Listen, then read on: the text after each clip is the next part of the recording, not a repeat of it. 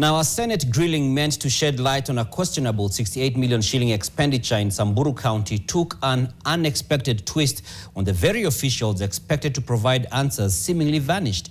Governor Lati Lelelit appeared before the Senate's County Public Investments Committee to respond to, among others, a disclaimer issued by the Auditor General. Now, instead of answers, senators were told the officials responsible had disappeared in Nairobi, leaving the county chief to face the tough questions alone. NTV senior reporter Ibrahim Karanja followed the proceedings and now reports on how the hearing unfolded. What was meant to be a routine accountability session before the Senate's County Public Investments Committee quickly turned into an awkward exchange at the Senate. At the center of the storm, 68 million shillings meant for planned equipment to improve water supply in arid Samburu County. According to the Auditor General Nancy Gathungu, the expenditure by the Samburu Water and Sewerage Company lacked supporting documentation, no receipts, no payment records, and no clear paper trail.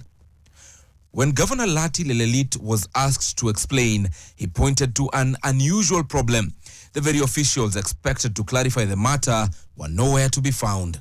The entire team that was supposed to be here from Samburu Water Company is not here. We had their calls in the morning, now we can't get them. That is the truth. You know, I don't want to. So it is very difficult for us to handle reports on those people who are signatories to accounts and everything else who don't, they're not here. So that's why I was asking. Maybe we can continue calling them. I'm sure they're in Nairobi. They came to Nairobi. That I can tell you the truth. They're in Nairobi. The governor told senators that Sawasco's top brass had traveled from Maralal to attend the session in Nairobi, but somewhere in the capital, they allegedly switched off their phones and disappeared, leaving him exposed before the committee. The guys are not here. They lied to us, and you know what? If you want to know that we were ready to bring these guys here, look at the chairman. He's here. Look at one of the staff members. He's here.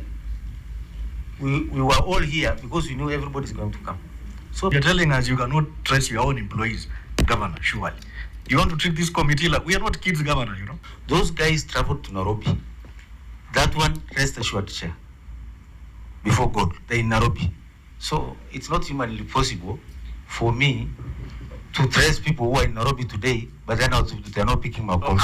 And the main reason why the governor is not willing to go for the committee to go through the Maral Water and Sanitation Company reports is because of the disclaimer opinion. I'm not afraid of anything. I'm sitting here in front of you, and I'm ready to bring this. Well, since you know what we fight with bandits, why would I be afraid to be in a committee? Why would you think I'm afraid here, Chairman? Why afraid of who? Who is here to scare me? No one is afraid of you here, you know. Just take it down a bit. It's a procedure. We will teach you. At one point, the governor even suggested skipping the session altogether, a proposal that senators firmly rejected. The absence of the water company officials sparked debate among senators, some questioning whether the governor had firm control over the county entities under his watch. If these guys were running away from us, there is no way, no much I can do apart from taking disciplinary action back in Samburu. With no clear answers provided, the Senate committee adopted the Auditor General's disclaimer report as it stands. The matter will now be forwarded for further investigations, including by the Ethics and Anti-Corruption Commission. Auditors also raised concerns that municipalities in Samburu may have been starved of funds by the county executive, a matter senators say will form part of their final report.